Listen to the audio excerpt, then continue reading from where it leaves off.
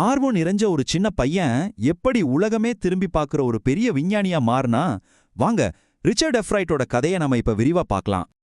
வெறும் 22 வயசுல ரிச்சர்ட் எஃப்ரைட் செல்கள் எப்படி இயங்குதுங்கிறத பத்தி ஒரு புது தியரியை வெளியிட்டார். அவரும் அவரோட காலேஜ் ரூம்மேட்டும் சேர்ந்து எழுதின அந்த ஆர்டிக்கல் ரொம்ப புகழ்பெற்ற proceedings of the national academy of science பத்திரிகையில வெளியாச்சு. ஒரு காலேஜ் ஸ்டூடெண்டோட கட்டுரை இதுல வரது அதுவே முதல் முறை. யோசிச்சு பாருங்க, இது எவ்வளவு பெரிய சாதனைன்னு.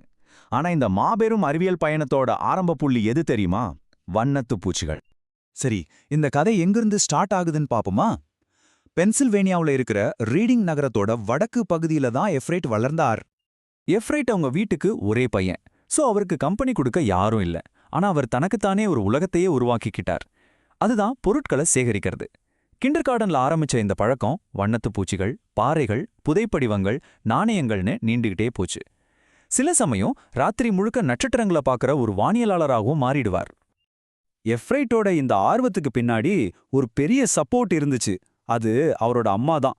அவனுக்கு டெலஸ்கோப்பு, மைக்ரோஸ்கோப்பு, கேமரான்னு எல்லாத்தையும் வாங்கி கொடுத்து அவனோட கத்துக்கிற ஆர்வத்தை பயங்கரமா ஊக்கப்படுத்தினாங்க. அவங்களுக்கு கத்துக்கிறதுங்கிறது ஒரு ஜாலியான விஷயம், டெய்லி லைஃப்ல ஒரு பார்ட் மாதிரி.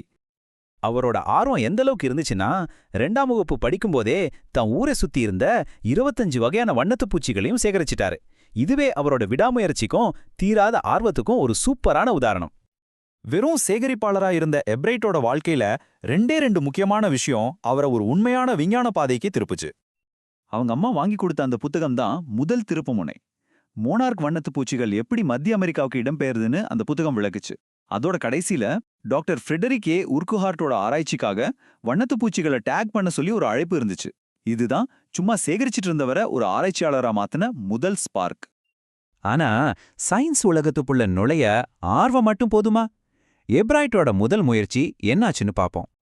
7ஆம் வகுப்புல அவர் தன்னோட முதல் சயின்ஸ் ஃபேர்ல கலந்துக்கிட்டார். ஆனா அவருக்கு எந்த பரிசும் கிடைக்கல. மத்தவங்க எல்லாம் பரிசுகளை வாங்கும்போது சும்மா உட்கார்ந்திருந்தது அவருக்கு ரொம்ப கஷ்டமா இருந்துச்சு. ஆனா அந்த தோல்விதான் அவருக்கு ஒரு முக்கியமான பாடத்தை கத்துக் கொடுத்துச்சு.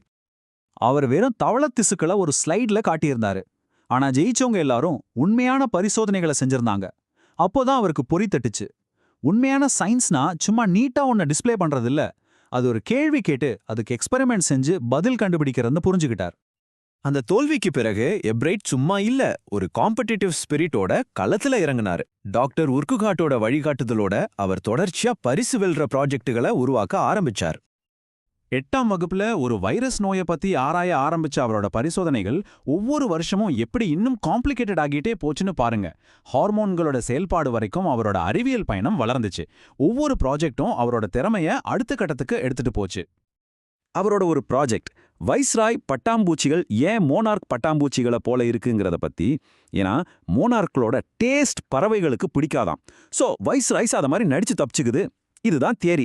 பறவைகள் உண்மையிலேயே மோனார்க்களை சாப்பிடுமான்னு அவர் சோதிச்சு பார்த்தார். இந்த ப்ராஜெக்ட் அவருக்கு முதல் பரிசை வாங்கி கொடுத்துச்சு. அடுத்து அவர் கேட்ட கேள்வி பார்க்க ரொம்ப சிம்பிள், ஆனா அதுக்குள்ள பெரிய விஷயம் இருந்துச்சு. ஒரு மொனார்க் கூட்டுப்புழு மேல இருக்கிற அந்த 12 சின்ன தங்க புலிகள் எதுக்கு இருக்கு? எல்லோரும் அது சும்மா அழகுக்கு தான் நினைச்சாங்க. ஆனா எப்ரைட் அதை நம்பல. அதுல ஏதோ இருக்குன்னு அவருக்கு தோணுச்சு. அவர் சொன்னது கரெக்ட். அந்த புள்ளிகள் பட்டாம்பூச்சியோட முழு வளர்ச்சிக்கு தேவையான ஒரு முக்கியமான ஹார்மோனை உற்பத்தி பண்ணுதுன்னு ப்ரூவ் பண்ணார். இந்த ப்ராஜெக்ட் இன்டர்நேஷனல் சயின்ஸ் ஃபேர்ல அவருக்கு முதல் பரிசை பெற்று தந்துச்சு. அது மட்டும் இல்லாம ஆர்மி ரிசர்ச் லேப்ல வேலை செய்யற வாய்ப்பையும் கொடுத்துச்சு. ஹைஸ்கூல் முடிஞ்சது. அடுத்த ஸ்டாப் ஹார்வர்ட் யூனிவர்சிட்டி. அங்கதான் அவரோட வாழ்க்கையில அடுத்த பெரிய பிரேக் த்ரூ நடந்தது.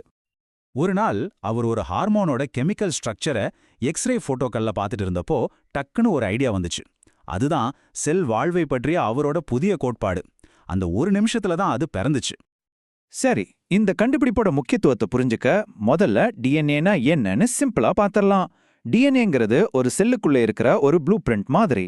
அந்த செல் என்ன பண்ணணும், எப்படி இருக்கணும்னு எல்லா இன்ஸ்ட்ரக்ஷனும் அதுல தான் இருக்கும். சுருக்கமா சொல்லணும்னா டிஎன்ஏ தான் வாழ்க்கையோட வரைபடம். எஃப்ரைட்டோட கோட்பாடு என்ன சொல்லுச்சுன்னா, ஒரு செல் எப்படி அந்த டிஎன்ஏ ப்ளூ பிரிண்ட் படிச்சு அதுக்கு ஏத்த மாதிரி வேலை செய்யுதுன்னு விளக்குச்சு.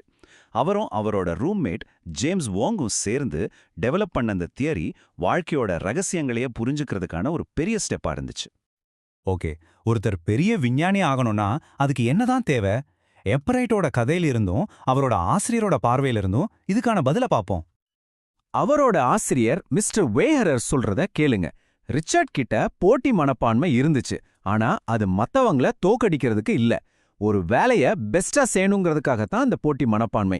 அதுதான் அவனை ஜெயிக்க வச்சது. அப்போ ஒரு விஞ்ஞானிய உருவாக்குறதுக்கான ஃபார்முலா இதுதான். 1 ஒரு சூப்பரான மூளை வேணும், 2 தீராத ஆர்வம் அதாவது கியூரியாசிட்டி வேணும், 3 ஜெயிக்கணுங்கிற வெறி, ஆனா அது சரியான காரணங்களுக்காக இருக்கணும். இந்த 3ம் எப்ரைட் கிட்ட கரெக்டா இருந்துச்சு. த டிராவல்ஸ் ஆஃப் மானார்க் எக்ஸ்ங்கிற புத்தகம் எப்ரைட்டுக்கு அறிவியல் உலகத்தை திறந்து வச்சது. அன்னைக்கு ஆரம்பிச்ச அவரோட ஆர்வம் இன்னைக்கும் குறையல. இப்போ உங்ககிட்ட ஒரு கேள்வி. உங்களை சுத்தி இருக்கிற எந்த விஷயம் உங்க ஆர்வத்தை தூண்டுது? எது உங்களை இது ஏன் இப்படி நடக்குதுன்னு யோசிக்க வைக்குது? அதை பத்தி யோசிச்சு பாருங்க.